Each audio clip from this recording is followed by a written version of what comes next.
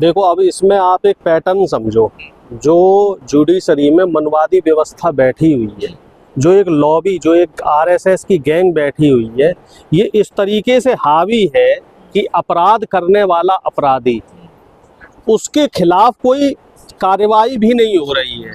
और जिसके ऊपर अपराध हुआ है वो अगर ये कह रहा है कि चलो भाई इनके ऊपर हमारी तरफ से कोई केस ना लगाओ, कार्रवाई ना करो, तो कम से कम एक जो मोरल रिस्पॉन्सिबिलिटी कोर्ट की बनती है कि स्वतः संज्ञान लेना चाहिए। कई तमाम ऐसे मामले पहले भी हुए हैं जिसमें कोर्ट ने स्वतः संज्ञान लिया है, तो इस मामले का भी स्वतः संज्ञान अगर लेके कार्रवाई की जाती, तो मेरे हिसाब से आगे आने वाले समय में इस तरह की हिमाकत और इस तरह का दुस्साहस शायद कोई और व्यक्ति ना कर पाता। लेकिन अब कोर्ट ने जो फैसला दिया है, उस फैसले के बाद इस तरह की घटनाओं में बढ़ोतरी होने की हमें पूरी उम्मीद है। जहां भी कोई दलित व्यक्ति दिखेगा, कोई पिछड़े समाज का व्यक्ति दिखेगा, कोई आदिवासी समाज का व्यक्ति दिखेगा जो उच्चासीन पद पे होगा, जो जज होगा, जो अधिकारी होगा, तो उसके खिलाफ ये जो मनवादी व्यवस्था के लोग हैं, ये उनको इसी तरीके से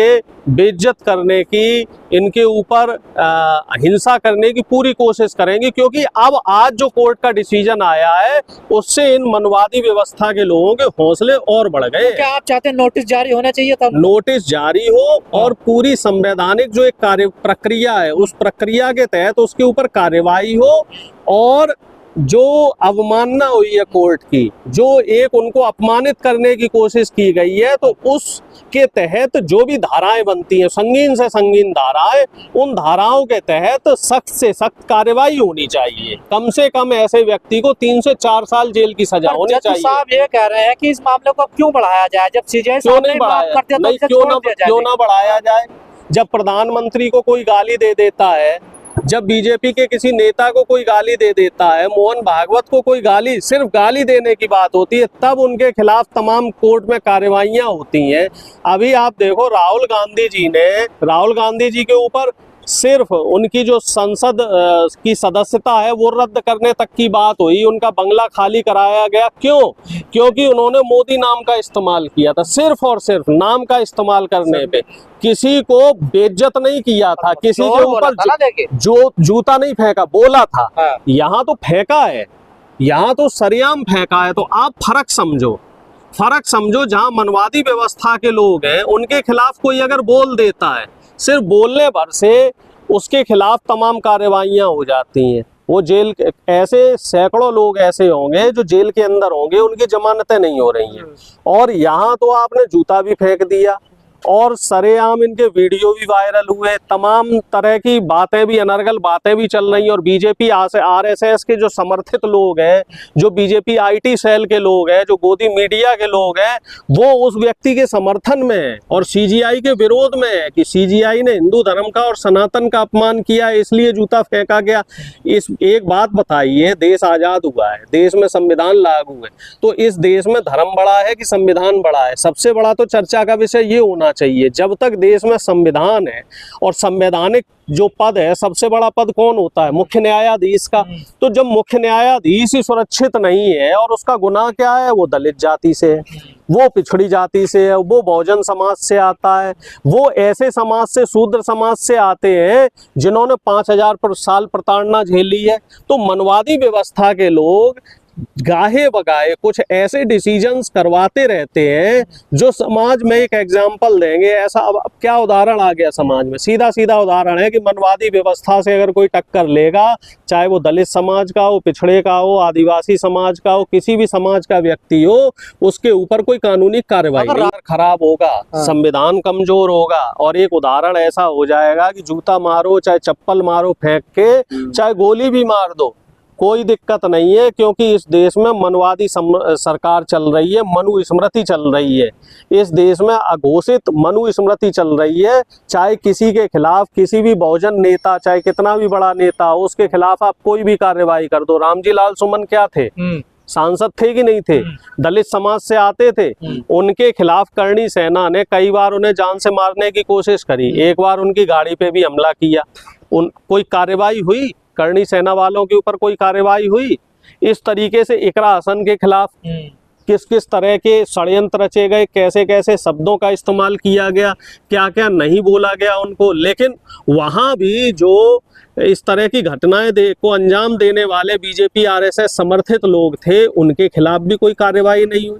तो एक साफ संदेश बीजेपी द्वारा और आरएसएस द्वारा ये दिया जा रहा है कि इस देश में संविधान की कोई वैल्यू नहीं है, और इस बात को समूचा विपक्ष बार बार कह रहा है। इस बात को हमारे नेता भी बार बार कह रहे हैं कि संविधान को प्रधानमंत्री द्वारा, मोहन भागवत द्वारा, आरएसएस द्वारा लगातार कमजोर करने की साजिशें रची जा रही हैं, और इसी साजिश का परिणाम है कि मुख्य न्यायाधीश के ऊपर इस तरीके से एक अभद्र हमला हुआ, और हमला करने वाला आज बेखौफ घूम रहा है।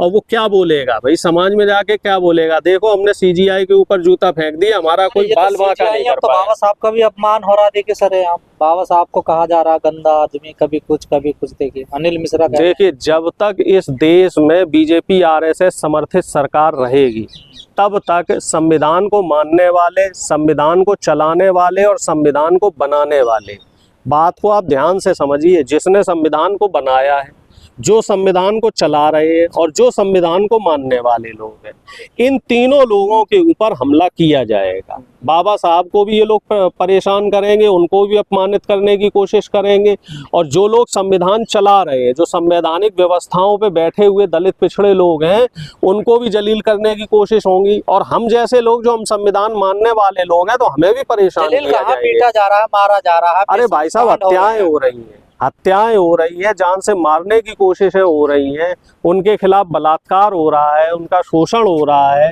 कहीं किसी बुजुर्ग को पेशाब पिला दिया जाता है, कहीं किसी आदिवासी के ऊपर पेशाब कर दिया जाता है।